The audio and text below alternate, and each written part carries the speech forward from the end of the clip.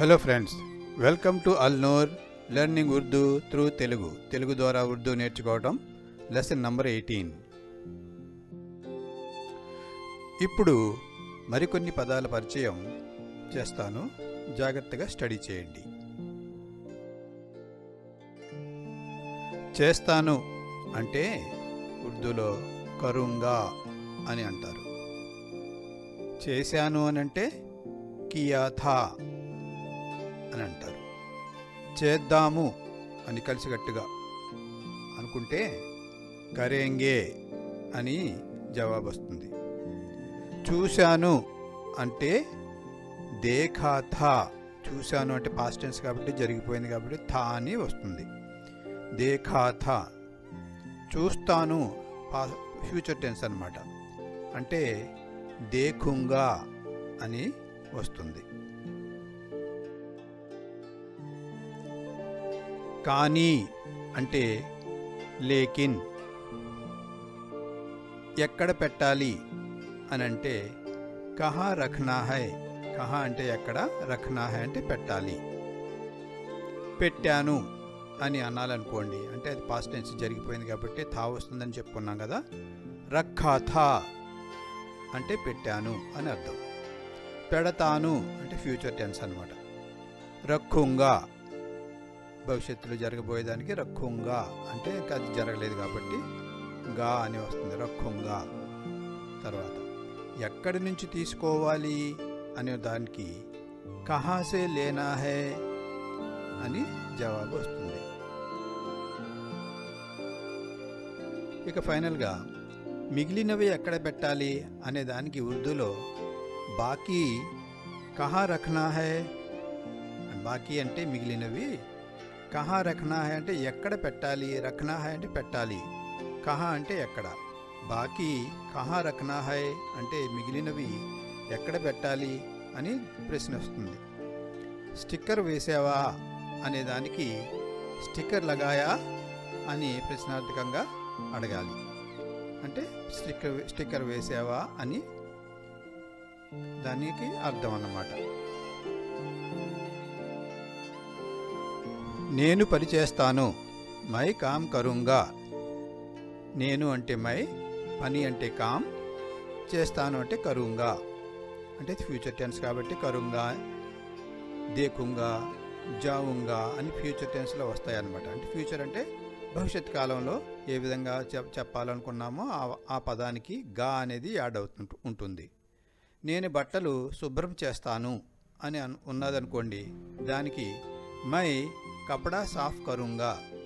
My అంటే నేను, బట్టలు అంటే కపడా, శుభ్రం అంటే సాఫ్, చేస్తాను అంటే కరుంగా అని అర్థం వస్తుంది. నేను హోంవర్క్ చేశాను, అది కూడా పాస్ట్ టెన్స్ జరిగిపోయిన విషయం. ఇప్పుడు మై హోంవర్క్ కియా థా, చేశాను కాబట్టి థా వస్తుందని అనుకున్నాం కదా. నేను హోంవర్క్ చేశాను, మై హోంవర్క్ కియా థా అని వస్తుంది. నేను కారు శుభ్రం చేశాను, ఇది కూడా పాస్ట్ టెన్సే. మై కార్ సాఫ్ కియా థా. మై అంటే నేను, కార్ అంటే కారు, సాఫ్ కియా శుభ్రం చేశాను, థా అంటే చేసి ఉన్నాను అయిపోయింది కాబట్టి థా అని తప్పనిసరిగా మనం పెట్టాలి.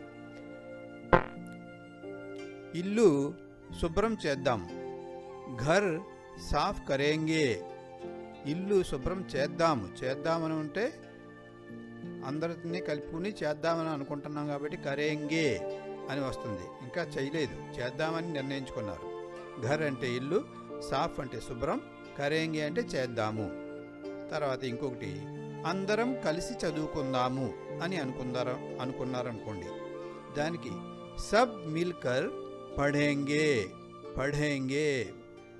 సబ్ అంటే అందరూ, మిల్కర్ అంటే కలిసి, పఢేంగే అంటే చదువుకుందాము అని అర్థం వస్తుందన్నమాట. నేను సినిమా చూశాను అనేదానికి ఉర్దూలో మై సినిమా దేఖా థా.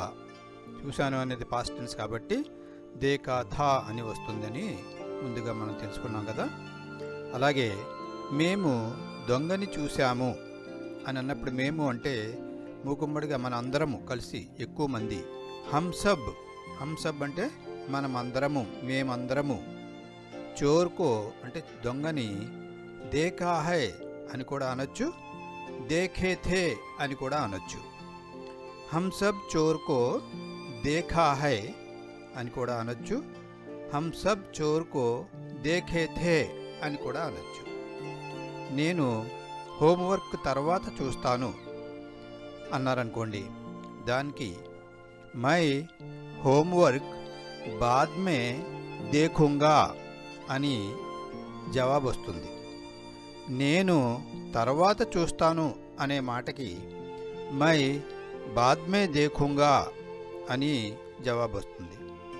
తర్వాత ఇంకొక ముఖ్యమైన విషయం, నేను ఉర్దూ అర్థం చేసుకుంటాను కానీ మాట్లాడటం రాదు.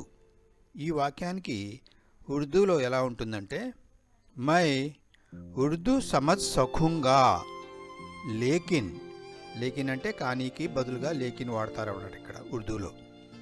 లేకిన్ బోల్ నహీ సక్తా, మై ఉర్దూ సమజ్ సఖూంగా, మై అంటే నేను, ఉర్దూ అంటే ఉర్దూ భాష, సమజ్ సఖూంగా, సమజ్ అంటే అర్థం చేసుకోవటానికి సమజ్ అంటారు, సఖూంగా అంటే చేసుకోగలను, లేకిన్ అంటే కానీ, బోల్ నహీ సక్తా అంటే చెప్పలేను, మాట్లాడలేను అని అర్థం వస్తుందన్నమాట.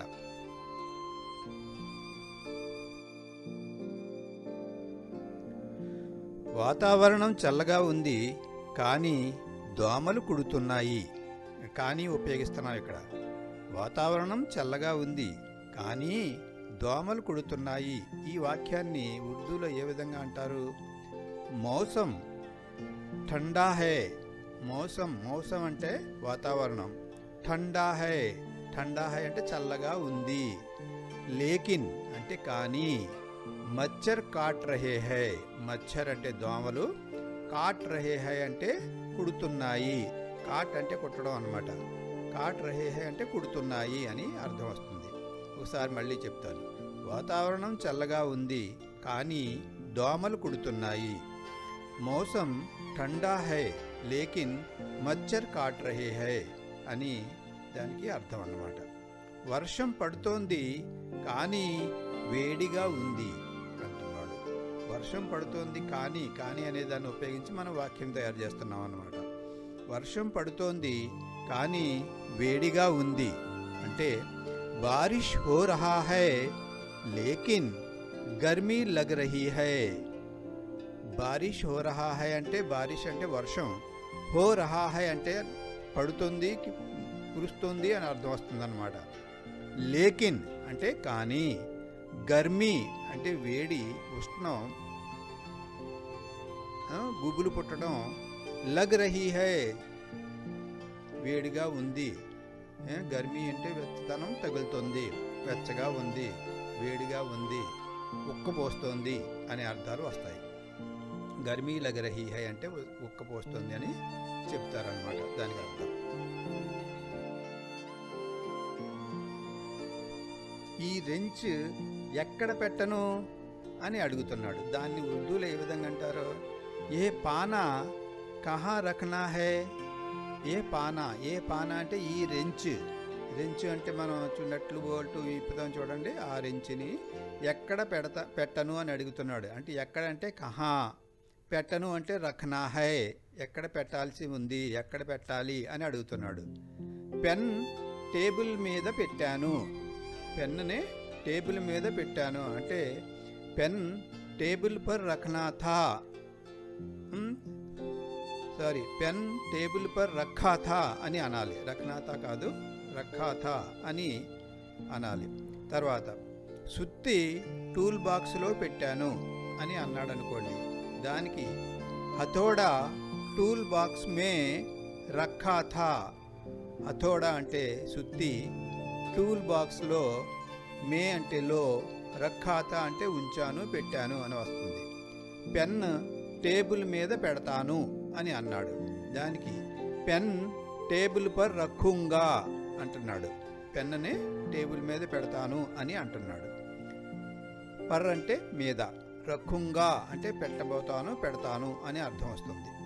సుత్తి టూల్ బాక్స్లో పెడతాను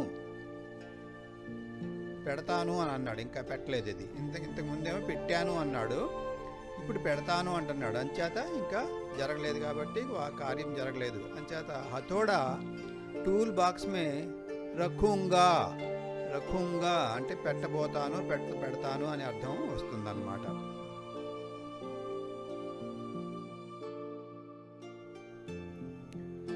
రెంచ్ ఎక్కడి నుంచి తీసుకోవాలి? రెంచ్ అనే దాన్ని ఎక్కడి నుంచి తీసుకోవాలి? రెంచ్ అంటే పానా కహాసే అంటే ఎక్కడి నుంచి, సే అంటే నుంచి, కహాసే ఎక్కడి నుంచి, లేనా హై తీసుకోవాలి. పెన్ ఎక్కడి నుంచి తీసుకోవాలి? పెన్నుని ఎక్కడి నుంచి తీసుకోవాలి అని అడుగుతున్నాడు. పెన్ కహాసే లేనా హై, ఇది కూడా సిమిలర్గానే ఉంది కాబట్టి ఇక్కడ పానా తర్వాత పెన్ను తర్వాత ఏ వస్తువు అయినా సరే మీరు ఇదే విధంగా అడగాల్సి ఉంటుంది. పెన్ కహాసే లేనా హై, పెన్ కహాసే అంటే ఎక్కడి నుంచి, లేనా హై అంటే తీసుకోవాలి అని అడుగుతున్నాడు. తర్వాత ఇంకొక మాట ఉంది, మిగతావన్నీ ఎక్కడ పెట్టాలి అని అడుగుతున్నాడు అనుకోండి. దాన్ని ఉర్దూలో ఏ విధంగా అనాలి? బాకీ సబ్ అంటే మిగతావన్నీ, బాకీ సబ్ ఎక్కడ పెట్టాలి? కహా రఖనా హై, ఎక్కడ అంటే కహా, పెట్టాలి అంటే రఖనా హై.